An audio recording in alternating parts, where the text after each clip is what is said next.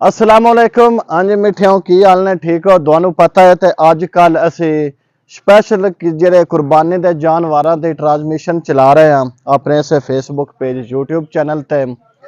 तुहानू पता है अगे भी असी जानवर विखाए ने, जेड़ा अज तुहानू असी जानवर विखा रहे हैं ये जानवर मियाँ खिदर हजात लंगा ऑफ ठट्टा शेखां दे विच असी इस टाइम मौजूद हाँ। यह जानवर तुसी वेंदे पे माशाअल्लाह जितने भी दोनों अगे जानवर विखाए ने, एक दोनों फार्म का भी विजिट करवाया, दूसरा भी एक कल भी दोनों जानवर विखाए, लेकिन इन्ना जानवर असा नहीं वेख्या।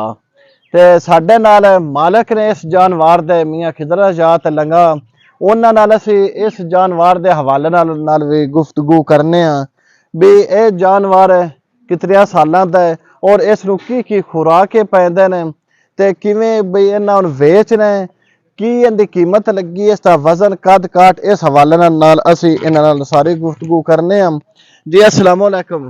वालेकुम सलाम जी मियाँ साहब की हाल ने? ठीक अल्लाह हो? दी रहमत बिल्कुल खैर है। अच्छा, ये जेड़ा जानवर है ये इंदा तुसी सब तो पहले दसो अपना इसका नाम की रखा है? टैगर। टैगर ना रखे? टैगर क्यों रखे है? ये अच्छा है, आला है, इस वजह तो। अच्छा अच्छा, इसका जेड़ा कद काठ या वजन लंबाई चौड़ाई ओ कितनी है? 7 फुट की ऊंचाई है, 12 फुट की लंबाई है, ते वजन इसका कितना है? तकरीबन 40 तो 50 मन है। 50 मन है। इसका रेट अगे कोई लगा है?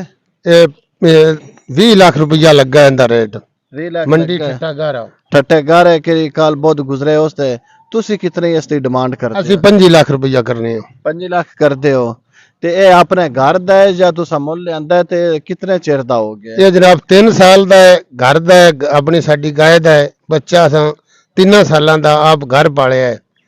ते इस नु खुराक विच तुसी की इस्तेमाल करदे हो? की इनु खिलांदे? देसी घी खवांदे रहे हैं जनाब, दूध पिलांदे रहे हैं। अच्छा होर भी देसी जेड़े खुराक है सारी इनके इस्तेमाल देसी खुराक करते रहे हैं। ते नाल जेड़ा अपना चारा चूरा है वो भी इस्तेमाल करदे रहे हो? चारा भी इस्तेमाल करते रहे हैं, वंडा भी इस्तेमाल करते रहे हैं। जी। ज्यादातर देसी जेड़ा है ना ये कणक दा वंडा वो ही खवांदे रहे हैं, कणक दी दाल, देसी घी ते दूध पिलांदे रहे हैं। अच्छा, तुसा इस नु हुन फरोख्त करना चाहते हो? असी इन फरोख्त करना चाहते हैं। ਤੁਹਾਡਾ ਨੰਬਰ ਉੱਤੇ ਨਾਲ ਦੇ ਦੇਵੀਏ ਵੀ ਅਗਰ ਕੋਈ ਖੁਆਇਸ਼ਮੰਦ ਹੈ ਤੁਹਾਡਾ ਰਾਬਤਾ ਕਰ ਸਕਦਾ हाँ ਹੈ। दे दो। ਜੀ ਜਨਾਬ, ਤੁਸੀਂ ਨੰਦੀ ਗੱਲ ਸੁਣੀਏ ਵੀ ਇਸ ਜਾਨਵਰ ਦਾ ਹੁਣ ਮੇਰੇ ਕੱਦ ਦੇ ਤਕਰੀਬਨ ਬਰਾਬਰ ਹੈ ਤੇ ਇਤਨੀ ਇਸ ਦੀ ਲੰਬਾਈ ਜਾਂ ਚੌੜਾਈ ਜਾਨਵਰ ਹੈ, ਮੋਟਾਈ ਵੀ ਹੈ।